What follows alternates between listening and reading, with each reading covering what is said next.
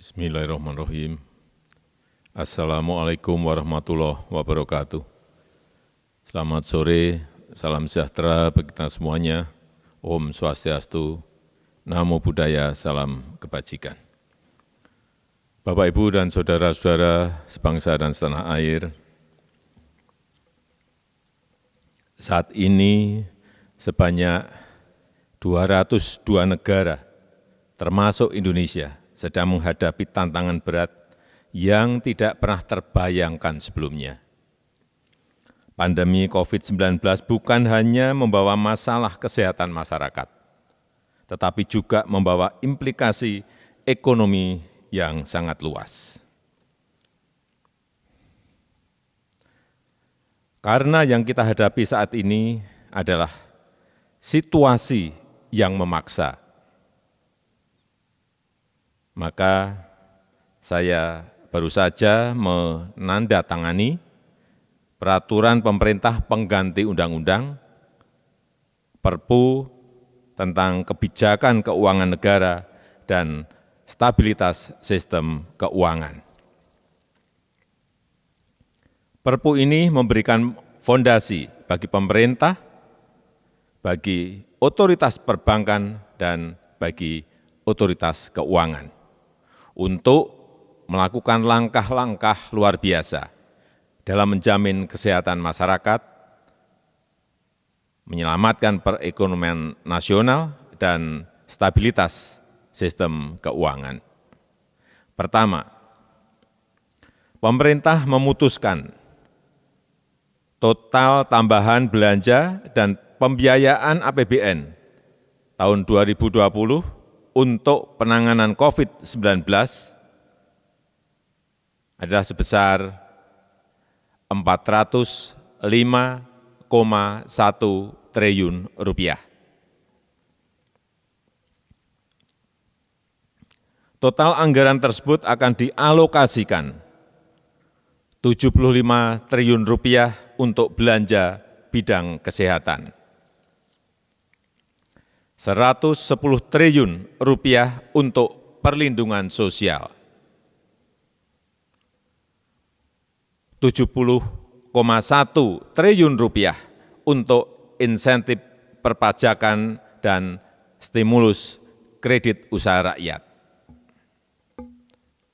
dan 150 triliun rupiah untuk pembiayaan program pemulihan ekonomi nasional, termasuk restrukturisasi kredit, serta penjaminan dan pembiayaan dunia usaha, khususnya terutama usaha mikro, usaha kecil, dan usaha menengah. Bapak, Ibu, dan saudara-saudara sebangsa dan setanah air, anggaran bidang kesehatan akan diprioritaskan untuk perlindungan tenaga kesehatan, terutama pembelian APD, pembelian alat-alat kesehatan seperti tes kit, reagen, ventilator, dan lain-lainnya. Dan juga untuk upgrade rumah sakit rujukan, termasuk Wisma Atlet, serta untuk insentif dokter, perawat, dan tenaga rumah sakit. Juga untuk santunan kematian tenaga medis, serta penanganan permasalahan kesehatan lainnya.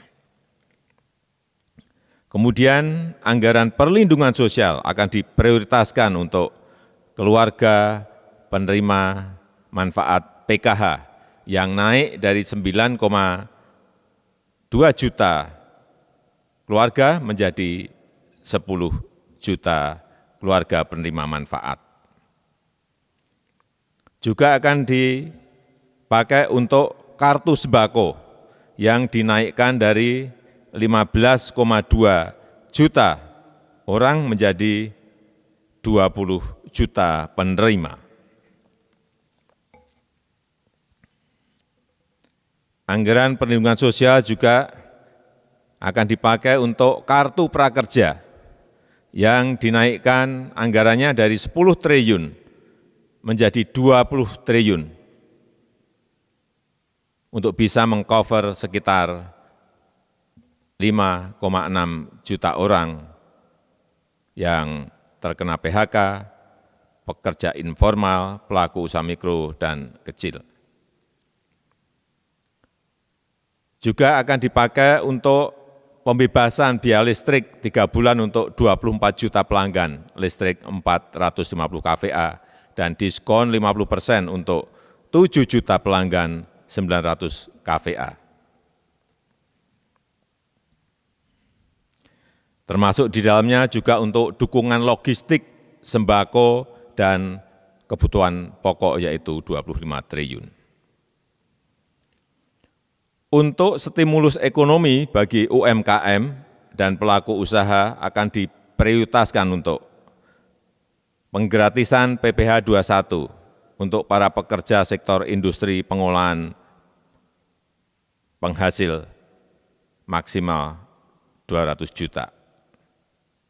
Untuk pembebasan PPN impor untuk wajib pajak kemudian impor tujuan ekspor, terutama ini untuk industri kecil dan menengah pada 19 sektor tertentu.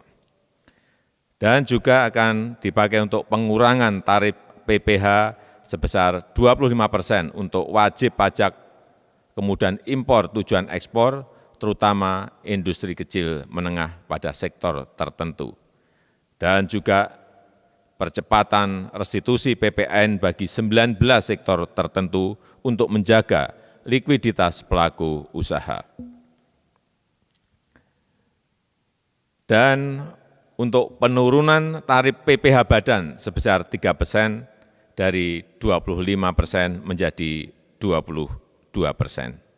Serta untuk penundaan pembayaran pokok dan bunga untuk semua skim KUR yang terdampak COVID-19 selama 6 bulan. Untuk bidang non-fiskal,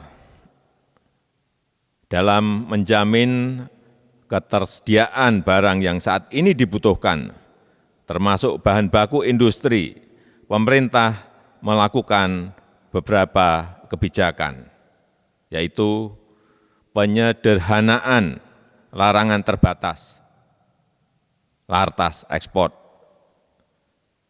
penyederhanaan larangan terbatas atau lartas impor, serta percepatan layanan proses ekspor impor melalui National Logistic Ecosystem. Bapak Ibu yang saya hormati, pemerintah bersama Bank Indonesia dan OJK mengoptimalkan bauran kebijakan moneter dan sektor keuangan untuk memberi daya dukung dan menjaga stabilitas pada perekonomian nasional. Bank Indonesia telah mengeluarkan kebijakan stimulus moneter melalui kebijakan intensitas triple intervention, kemudian menurunkan rasio giro wajib minimum valuta asing bank umum konvensional,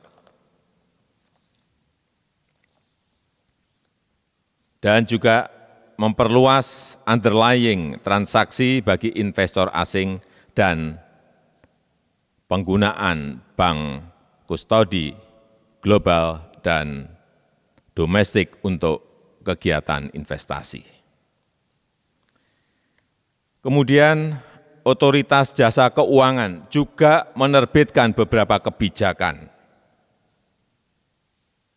yaitu keringanan dan atau penundaan pembayaran kredit atau leasing sampai dengan 10 miliar termasuk untuk UMKM dan pekerja informal maksimal 1 tahun. Serta memberikan keringanan dan atau penundaan pembayaran kredit atau leasing tanpa batasan plafon sesuai dengan kemampuan bayar debitur dan disepakati dengan bank atau lembaga leasing.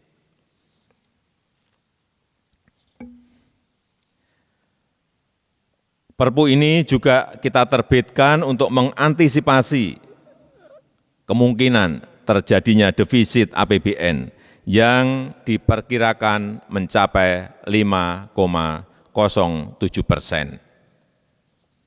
Oleh karena itu, kita membutuhkan relaksasi kebijakan defisit APBN di atas 3%. Namun, relaksasi defisit ini hanya untuk 3 tahun, yaitu tahun 2020, tahun 2021, dan tahun 2022. Setelah itu, kita akan kembali ke disiplin fiskal maksimal defisit 3% mulai tahun 2023. Terakhir, saya mengharapkan dukungan dari DPR RI.